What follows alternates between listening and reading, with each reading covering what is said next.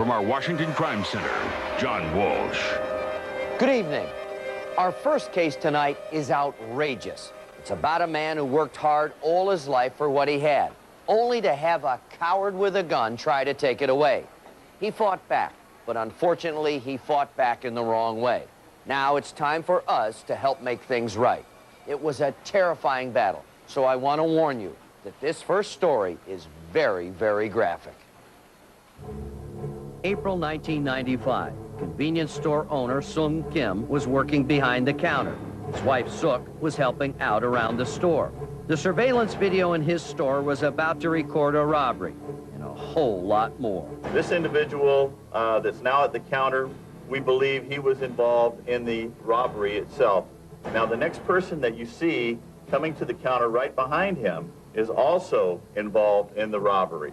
Other customers in the store went about their shopping with no idea that all hell was about to break loose. And if you look closely, this individual will reach into his shirt and the gun will come out right now. Mr. Kim slapped at the gun, but it was to no avail. The overhead camera clearly shows the second man grabbing the gun and beginning to fire wildly. Mr. Kim, trying to defend himself, reaches down for a baseball bat, but the robber fires 3 times, hitting Mr. Kim point blank. And as the robbers flee the scene, Mr. Kim falls to the ground. It's an extremely heinous crime. You've got a 64-year-old man working shoulder to shoulder with his wife, trying to make a living. His wife is standing there when he is shot to death from close range. LA County Sheriff's deputies used the videotape to ID one of the men, the shooter. They say he is Pauvelle Quinones, a Mexican national who goes by the nickname Pavo. We'd like to name him our next capture. If you have any information on this case, please call 1-800-CRIME-TV. When a crime's caught on tape like that one, it really helps us solve the case. Now, you saw how horrible that was. That coward with that gun has got to be stopped. He's liable to kill again. Now, last Saturday, we told you about another crime caught on tape, a daring bank robbery in Lompoc, California. And it didn't take long for you to turn a tragedy into capture number 482. Friday, August 8th. 4 armed men entered the Vandenberg Federal Credit Union. Surveillance cameras captured the entire frightening incident. We just opened at 9, and I just set my drawer in, and I waited on a few members when I heard a lot of commotion going on in the credit union. And when I looked to my left, there was a gentleman on the counter with a sawed-off shotgun demanding us all to go to the ground. At the same time, 2 more customers were about to enter the chaos. One man was on crutches and was aided by a Good Samaritan. Her name was Christine Orchu. She rushed to open the door for the man. As the gentleman with the crutches entered the bank, he was ordered to the floor and apparently did not react fast enough for the suspect with the mask, and he was shot in the leg. When the female victim saw what was happening with the man on the crutches, she fled. The masked suspect chased after the female victim and shot her down in front of the bank. 2 of the robbers got away, and Christine, a loving wife and mother, was killed.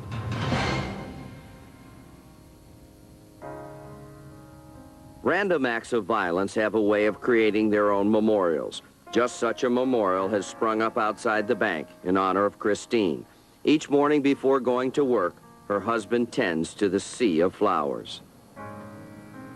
What I miss most is my wife was my best friend. We always communicated. I keep on turning around for all the wonderful things that the community has done and go, Christine, look what they have done for us. She's not there. Chester's co-workers at Vandenberg Air Force Base created a second memorial to his wife. A Pegasus rocket launched last month was dubbed Christine, carrying her name into the heavens. Last week, we were just praying we could break this case, and guess what? We did. The day after our show aired, a tipster called our hotline, told us where to find one of the men, Derek Owens. The caller said Owens was hiding out in Los Angeles, pressured by relatives and feeling the heat. Owen surrendered to the LAPD hours later. Hey, Derek, what about America's Most Wanted, man? What do you think about them? They did a good job. They do a good job. It was the 53rd time a fugitive has surrendered as a result of being profiled on America's Most Wanted. But even with Owens behind bars so quickly, our work isn't done yet. The last member of the deadly team, Chauncy Bowen, is still on the run. Cops say Bowen, who goes by the nicknames Little Nelly and Jungle Blood, may also be hiding in the LA area. Let's finish the job. If you've seen Chauncy Lamont Bowen, call us at 1-800-CRIME-TV. Up next. In all the years we've been on the air, we've never come across a character quite like Ira Einhorn. At times, he seemed like a drugged-out hippie lunatic. Other times, he seemed like a visionary genius who would take the world by storm. But no one could have expected that he would see the world while he was running from the law, and that a cop from Philadelphia would follow him to the ends of the earth. Our correspondent, Lennon Ozizwe, has been following this incredible story. What a long, strange trip it's been. When you thought of the hippie movement in Philadelphia, you thought of Ira Einhorn. He was a leader in the counterculture movement, dropping acid, protesting the Vietnam War, and organizing Philadelphia's first Earth Day. Occasionally I look, and I like what I see.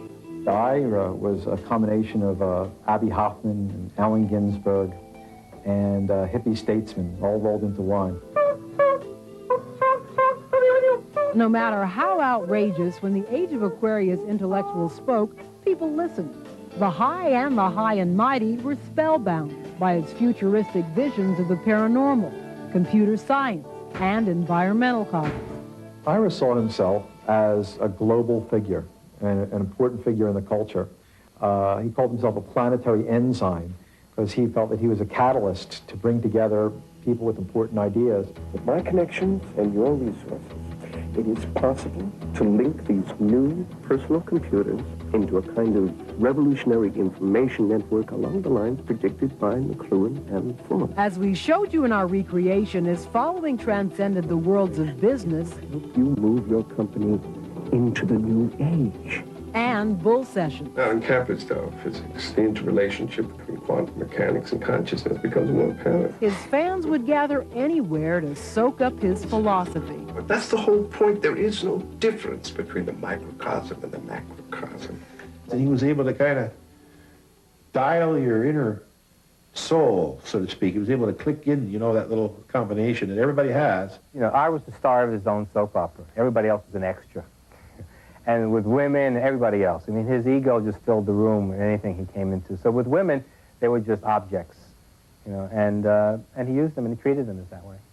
Here Ira takes the concept of making a woman an object to the extreme in this student film. By the late 70s, the real woman in his life was Holly Maddox. She was extremely giving, very loving, always had a place in her heart for you. And if she didn't know where that place was, she would search herself to find just where you fit in. But the couple would not live happily ever after. Einhorn was abusive. In 1977, Holly decided to leave him. They did fight again. Holly reiterated that she was going to start a relationship with someone new, and Ira was very unhappy about that. And that was the last anyone heard of Holly. If Einhorn knew where Holly was, he wasn't sane. And in the wake of her disappearance, his counterculture fame was growing. After Holly disappeared, you know, Ira's life really exploded in a positive way. In the sense that he was starting to lecture at Harvard, dealing with parapsychology, setting up a network of computer scientists. He was the first really to use computers in a positive way, organizing exhibitions in Philadelphia. He really was, his life was really taking off in a very respectable way. But he was living with a terrible secret. A mystery that would take police 18 months to discover when they searched his apartment. I got a warrant to search your premises. Mind if I throw some clothes on? Police would finally uncover the mystery of Holly's disappearance when they searched Einhorn's closet. Got a key for this? No. Well, I'm gonna have to break it. Well, you're gonna have to break it.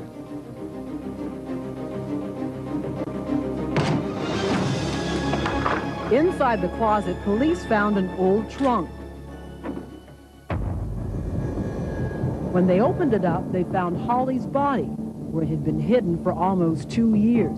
She'd been beaten to death. Looks like we found Then Holly. kept out of sight of friends, Einhorn invited to his apartment. Helen Holly Maddox. You have the right to remain silent? Yes, I would. I had spent many nights and times and days sitting and talking to Ira about the philosophy and parapsychology and reading and talking about these subjects. And now to know that 10 feet away was this body is a very unnerving feeling. In spite of the horrific crime, many of Philly's power elite rallied around Einhorn, who was represented by powerhouse attorney Arlen Specter. He would go on to become a U.S. senator. Other rich and famous friends also came to his aid, such as Seagram's heiress Barbara Bronfman, who had her family's billion-dollar fortune at her disposal. Investigators say she helped bail Einhorn out on $40,000, but he did not stick around for the trial. In January 1981, he hit the road. That was his attitude, essentially. It's like, you know, I'll take off to Europe. It's going to be too much trouble for them to bother looking for me. He was kind of an arrogant fugitive. An arrogant fugitive who was not counting on the tenacious Rich DiBenedetto, the head of the fugitive squad of the Philadelphia District Attorney's Office, a stranger who would become his nemesis and opponent in a global chess game steeped in international intrigue that would last 16 years. It began when Einhorn fled to Canada, then England, and then on to Ireland. Just weeks after jumping bail, Einhorn was in Dublin, knocking on the door of Professor Dennis Weir. He asked for a room to rent, and unbelievably, he introduced himself as Ira Einhorn. He moved into his new place with a new girlfriend. He said he was writing a book, which is something people often come to Ireland to do. Einhorn also told the Harvard-educated professor that he'd been in some minor trouble, but Weir realized there was something more to it when he told Einhorn that he and his wife were going to visit the United States. He became very agitated and muttered something about us not telling the authorities about his presence in this country. And at that stage, we decided that possibly he was in serious trouble. So the couple notified the authorities when they got to America. They'd soon find out just how hospitable the Emerald Isle could be for a fugitive. The weather certainly didn't draw Ira Einhorn to Dublin, but investigators say a legal loophole did. When he first started on the run, the United States did not have an extradition treaty with Ireland. He's within full sight. Right. You know exactly where he is. You know his address. You have his phone number, and you can't touch him. Right. By the end of 1991, Einhorn moved on to one of Dublin's most exclusive neighborhoods. His house was directly at the back of ours, and I'd met him at a party, and he was an interesting guy to talk to. Jonathan Philbin Bowman is now a television game show host and a newspaper columnist. But back in 1981, he was a teenager who found Einhorn to be eccentric and offbeat with a guru-like following. We're talking about slightly fringy alternative people. They probably thought that smoking dope on a Tuesday evening and discussing dead German philosophers was almost the height of, existence. For years, Einhorn lived just a half a block away from the American embassy, where friends say he was brazen enough to show his face at parties there. But now he went by a new name, Ben Moore. That's how psychologist Hank Harrison got to know him. Ben Moore was based on Benjamin Moore paint that covers, and he was going to also call himself Sherman Williams at one time. It covers the world, Hank says the cosmic guru was still not very enlightened when it came to women. He says Einhorn used and abused them. Well, I saw him actually slap a woman in front of me. I saw him commandeer a car and take a car away from a woman. I've seen him yell at women, but he's very charming. But he says he was charming to women and men. He had frequent breakfast meetings with Einhorn at this local hangout. Harrison even brought his daughter out to dinner with them, a daughter who grew up to be musician, actress, and cover girl for this month's Bizarre magazine, Courtney Love. He would have spaghetti feeds at his house. Some of these spaghetti feeds turned into sex parties at some stage. I didn't stay for those incidents. I wanted to make that very clear. Einhorn's girlfriend also didn't stick around. She left Einhorn and became De Benedetto's reluctant source. She told the investigator about a friend of Einhorn who was a bookseller named Eugene Mallon. De Benedetto had detective friends visiting Ireland check it out, but Mallon wasn't talking. This guy, Mallon, got real nasty with them, trying to throw them out of the store. And he wasn't so friendly when we caught up with him. Do you have something to hide? I thought Ira Einhorn was your friend. Einhorn's former girlfriend gave De Benedetto another lead, that Einhorn said he had a billion-dollar benefactor in Barbara Bronfman. She, in effect, admitted that she'd been sending him money. She actually had gone over and met with him in Dublin, and she claims the last place she knew where he was that he had been in Sweden.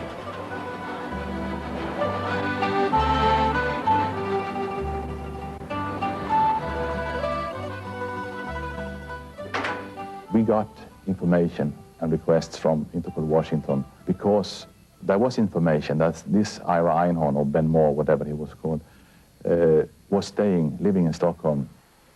Now, this would prove to be an ideal hideaway, and not just because the land and people are gorgeous. Well, virtually everyone here speaks English.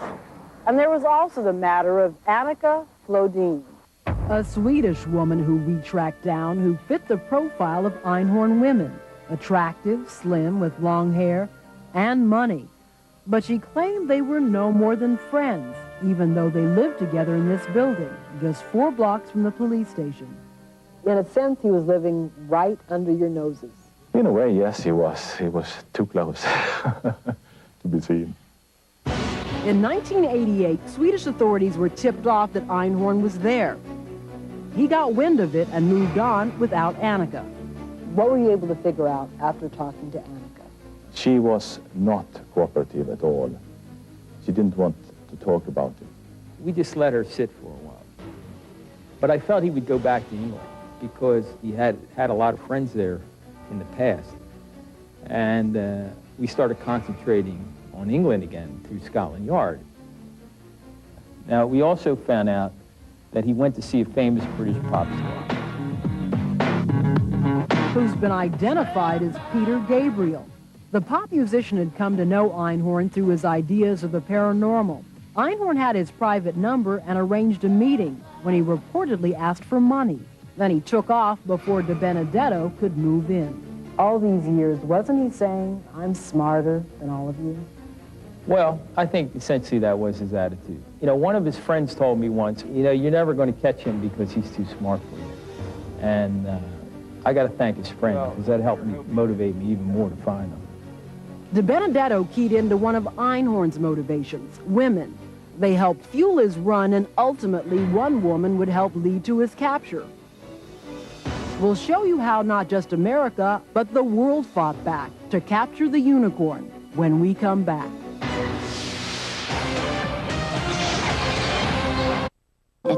Einhorn case. What started out as a well-hidden crime in Philadelphia had now become an international manhunt. As we just showed you, after Einhorn beat his girlfriend to death, we tracked him to Canada, England, Ireland, and finally Sweden.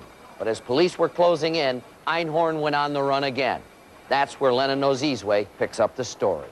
In 1993, 12 years after Einhorn ran from justice, he was convicted of murder in absentia in Philadelphia and sentenced to life in prison. That same year, he made his next move to France. His cozy new hideout was in the land of Cognac and Bordeaux. America's Most Wanted obtained these records that show Einhorn was now going by the name of his old bookseller friend, Eugene Mallon. And he wasn't alone. The woman he called his wife had a familiar name, Annika. Their home was in Champagne-Mouton, population 1,029. Annika mastered French well enough to venture into the city for shopping, while Einhorn mostly stayed home and wrote. Local architect Daniel Antoine knew him as a vieux babacool, an old hippie. So your take on Eugene Mallon and Annika? Well, a very nice couple. I mean, very quiet and very pleasant to talk to. I mean, well, Eugene, now Ira, was a very kind person. When they last spoke this summer, Einhorn told Antoine he was looking for a book publisher. Little did he know, the final dramatic chapter of his life on the run was about to unfold.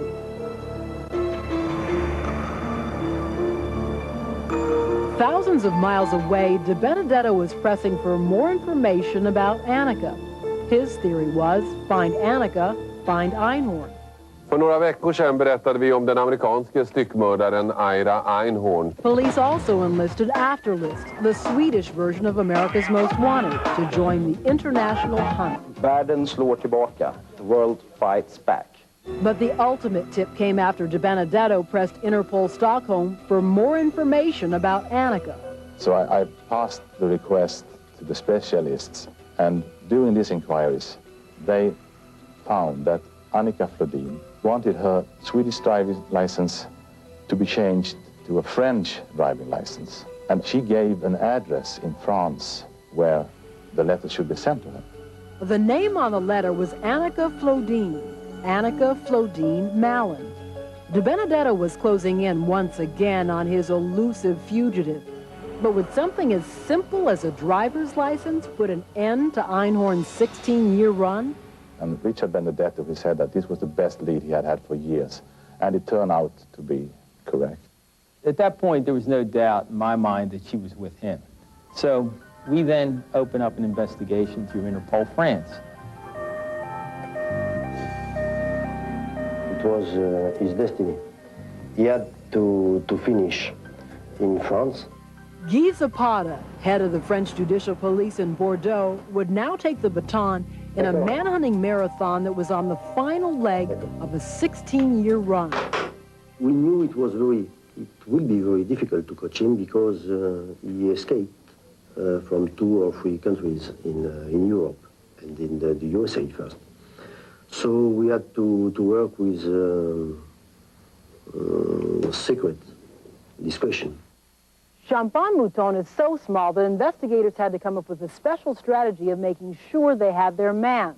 So what they did for surveillance was dress up as fishermen. As it turns out, Ira Einhorn would be their catch of the day. The morning of June Friday 13th, 1997, Zapata led about a dozen armed, bulletproof vest-wearing judicial police into the home of a sleeping Ira Einhorn. We went in the house quickly, rapidly. We say we are the police and we are coming to catch him, and he doesn't move. He was surprised. Finally, after 16 years, the long-haired guru turned globe-trotting fugitive was now just a white-haired inmate. But even after he was busted, he kept insisting he was Eugene Malin. And when they took him before the French court and asked him his name, he said Eugene Malin, and he gave a little smile. In other words, acknowledging that the game was up. The man who was backed by the rich and powerful was finally caught by the Philadelphia investigator who didn't have much more than a telephone line to reel in his globe-trotting fugitive. I think it's a good day for the justice system today. And I guess persistence pays off. Einhorn now sits in Gladignon prison near Bordeaux, where he continues to inspire devotion and loyalty from those closest to him, including Annika. Has Annika ever explained to you why she would go on the run with somebody accused and convicted of murder? Well, I think that certainly she loves it. She loves him. And second, I think she's sure he's not guilty. Well, we're going to try to help him not to be extradé, as we say. Extradited. Extradite, yeah. A smiling and even laughing Annika attended Einhorn's extradition hearing in Bordeaux last week. She may be smiling because the French lawyers representing Einhorn are convinced the French courts will release him. And maybe that's why Einhorn himself was smiling. And we got a glimpse of him last week, perhaps savoring the possibility his long, strange trip may never end. Boy, Rich Benedetto's one good cop. But I can't believe, after all that, the French courts are thinking of releasing Einhorn. Here's the deal. Remember how Einhorn was convicted in absentia because he ran? Well, in France, when you're convicted in absentia and you're captured again, you get a new trial. And because Einhorn won't get a new trial here, they're afraid to extradite him. The French judges will announce their decision on September 23rd. Strange justice, I think. And I promise you, we'll be watching. Up next. Alert last month because we had a feeling Ed Brown was a very dangerous guy, but we had no idea how dangerous. Police say after Brown broke out of this prison at Camp Hill, Pennsylvania, he stole this prison truck and then headed for Raleigh, North Carolina. Then police say he hijacked another car and started scoping out banks. Pretty soon, he found one. These are surveillance photos from the Central Carolina Bank on August 15th. Police say Brown walks up with money in his hand as if he's making a legitimate transaction. But hidden in the bills is a note informing the teller that this is a stick-up. And police say Brown used a slick trick to try and hide his face. Mr. Brown attempted to disguise his appearance by placing a Band-Aid on his upper lip and chin, trying to obscure a positive identification of him by bank surveillance cameras. Then our suspect makes a very cocky move. Mr. Brown actually placed the weapon down on the counter, a very bold, intimidating move on his part. This guy is one bad guy. This bad guy was long gone. He jumped back into the hijacked car and took off. Police later found the car with a whole bunch of evidence, including a box of Band-Aids like the ones the bank robber used, clothes that were used in the robbery, maps that traced Brown's journey down the East Coast, and Brown's fingerprints were all over the stuff. Now it looks like North Carolina may be just the tip of the iceberg. Since that Raleigh holdup, Brown has been linked to at least one more bank job in Scranton, Pennsylvania. Could possibly be behind bank holdups in 3 other cities. Here's what we know about Edward Thomas Brown. He's got a pockmarked face and a scar on his left arm, left knee, and his neck. He also has a cross tattooed on his lower left arm. He's considered extremely dangerous, so if you see Edward Thomas Brown, please be careful and call us at 1-800-CRIME-TV. Now, I want to update you on one more recent case. Last Saturday, we took you inside the investigation of the murder of little Jonvenet Ramsey. And since then, there have been new developments that could help us solve this bizarre case. Let's look at the latest. Boulder police brought a van full of evidence and spent 2 days at the FBI headquarters in Quantico, Virginia. They were there to review the material with criminal profile experts, hoping a fresh eye would provide new leads in the death of Jonvenet Ramsey. Meanwhile, they released a copy of the infamous 2.5-page ransom note Mrs. Ramsey found the day after Christmas. Experts say the note shows a cover-up on different levels. There is a disguise. There was an attempt to disguise the handwriting, but as the letter went on, the person was losing this disguise. Notice the shakiness in the word "that" in the first paragraph. Then see the difference in the same word near the end of the note. Now look at how some of the words are spelled. Difficult words are spelled perfectly. Adequate, attaché, countermeasures. Yet the writer misspells simple words like business and possession. That sort of behavior, to me, is indication of trying to dumb down the letter to make the letter writer, this offender, look dumber than perhaps he actually is. Look again. Do you recognize this handwriting? Notice how the T is tucked under the adjacent letter and how the capital D has an overhang. The letter's neat and orderly. Experts are hoping the release of the note could help crack the case. Joining us now is someone I've known and respected for years, former FBI profiler John Douglas, a real pioneer in the science. John, thanks for being with us. Thank you, Jim. Let's get right to the note. A lot of people believe it was written by a woman. What do you think? We can't make that determination. Unfortunately, some of the top experts who I contacted said they cannot determine whether or not it was authored by either a male or a female. Whoever wrote the note, what can you tell us about that person? I believe first the note was written beforehand. The person definitely has intelligence information about the Ramseys. The person is above average in intelligence, planned the crime beforehand, has been in the house before, has intimate knowledge about the household, and so therefore we're not looking for a stranger. Well, it's widely known that the Ramseys hired you as an expert to help them find Jonvenet's killer. You've been inside this investigation from the beginning. What's your thoughts? Have the Ramseys something to do with it, or is it somebody else?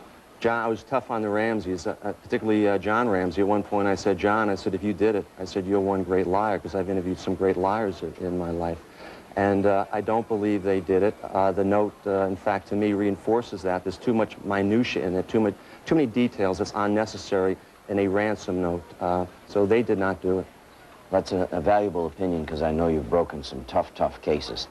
Now, if you want to take a closer look at the ransom note, you can find the entire document on the America's Most Wanted website at www.amw.com. John, thanks very much for being here. This is a horrible crime, and I hope that little Jonvenet gets justice. Thank you. Now, there's a family who desperately needs your help to find their daughter, so please pay close attention to this alert. 18-year-old Jessica Kane, an aspiring actress, has been missing since August 17th. Police say she was last seen on the side of I-45 South, about 3 miles from Galveston, Texas. For some reason, she was walking towards a red hardtop Isuzu Amigo parked behind her. Jessica was last seen wearing brown pants and a black top. If you have any information about Jessica's disappearance, call us now. Up next, when the owner of a Florida bar He's made a difference in so many lives. He's an ordinary guy who's a real hero. It all started with his personal brush with crime. But he decided not to sit back and take it. He decided to dish out a big order of justice.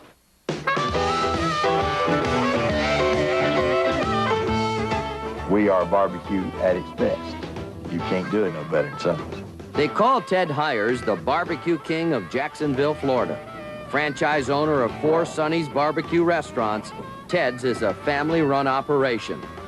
And for Ted, barbecue would have remained his full-time avocation until a life-threatening event 2 years ago changed all that forever. On February the 24th, 1995, at about 10 minutes to 11, I was on the phone to my Blanding Boulevard manager talking to him. My accountant was in the inner office with the door closed. I'll see you, Billy. Yeah, some prices on it, maybe. Have a nice day again. Yeah, you can have give me the money. Oh, my God! Right now. Get on the ground. Get on, man. I spent some money. Spend some money. The whole time, you're expected to draw your last breath. Open the safe. Quit stalling. Put that tonight, baby. Then when they pull them hammers back, you know, I just knew that was it. So I was trying to make my peace with God.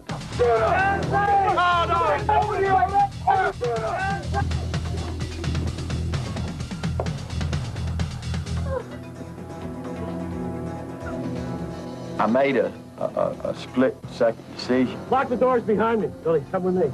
To follow along behind them. Go! Billy, get the gun. Move up. Here they go. Picked up the cell phone, dialed 911. There's been a robbery at my place at 1235 Lane. Come on, let's go! Well, they recognized that it was me and the manager and started firing at us. Let's shoot, guys! We started returning fire. Miraculously, despite all the gunfire, nobody was hit.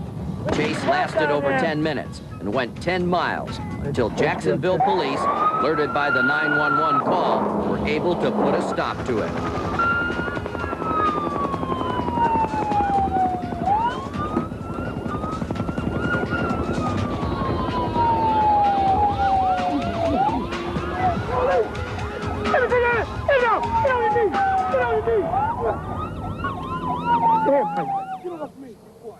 It was the most traumatizing thing I've ever been through.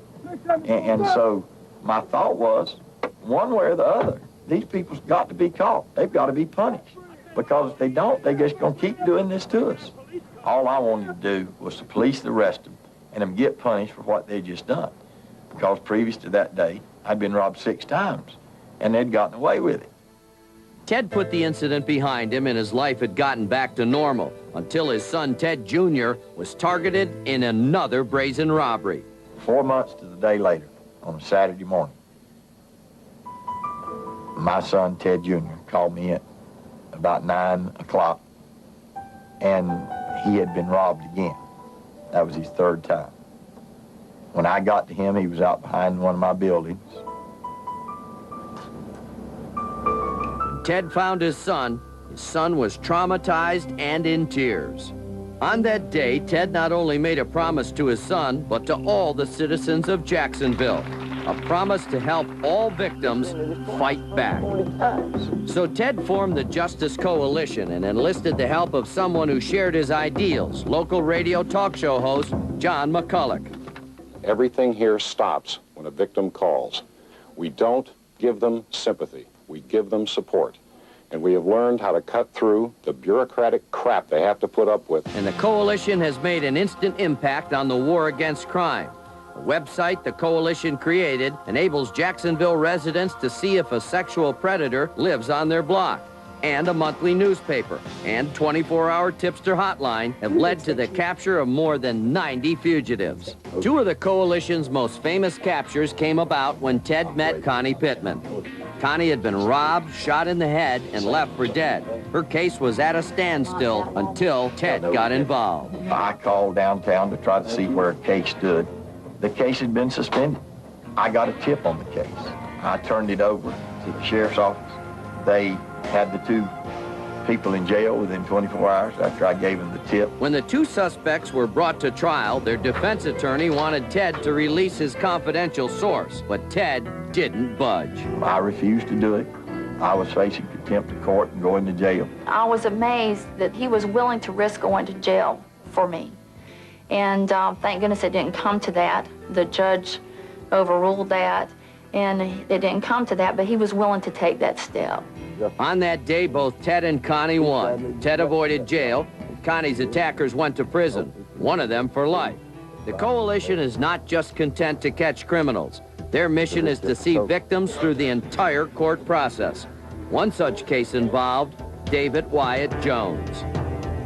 David Wyatt Jones had been convicted of second-degree murder, sentenced to 20 years in the Florida State prison system, and only served 5, and was turned out to murder again. This time, Jones's victim would be 35-year-old Lori McRae, a wife and mother. In 1995, Lori was abducted and murdered by Jones on her way home from work. Lori's husband, Doug McRae, and their 4 children were devastated by Lori's senseless murder and disillusioned with the justice system. Doug felt he was not only victimized by Jones, but by the countless legal maneuvers that nearly freed Jones and the endless delays in bringing Jones to trial. Well, I can tell you one thing. There's no discrimination in the criminal justice system because it treats all victims like dirt. For the arraignment and the indictment, grand jury re-indictment. During the trial, Doug was forced to relive Lori's last minutes through gruesome crime scene photos, but the Justice Coalition helped him through it. They're always there patting me and whispering and warning, this is going to happen. They're keeping me abreast of what's coming up next. It took more than 2 years to bring David Wyatt Jones to trial, but finally the jury rendered a verdict. We, the jury, find the defendant guilty of murder in the first degree. A majority of the jury, by a vote of 9-3, advised and recommends to the court that it impose the death penalty upon David Wyatt Jones. I just encourage people to get involved and fight back because we are in the fight of our lives. We're fighting for our children, our grandchildren, our wives, our daughters, and they're killing us and raping us and robbing us at an alarming rate. And it's being done by a very small percentage of the population, about 4%. And it's time us 96% quit being in jail, and that 4% was. As a crime victim myself, I want to tell you, Ted, I'm very proud of you, and God bless your work. Ted Hires proves that one person fed up with crime can really make a difference. And his Justice Coalition wants to help you do the same thing. If you think you'd like to help victims of crime and establish a similar organization of your own, but you don't know how to take that first step, just call us here at 1-800-CRIME-TV, and we'll hook you up with people who can get you started. Now, please stick around for one last look at tonight's fugitives.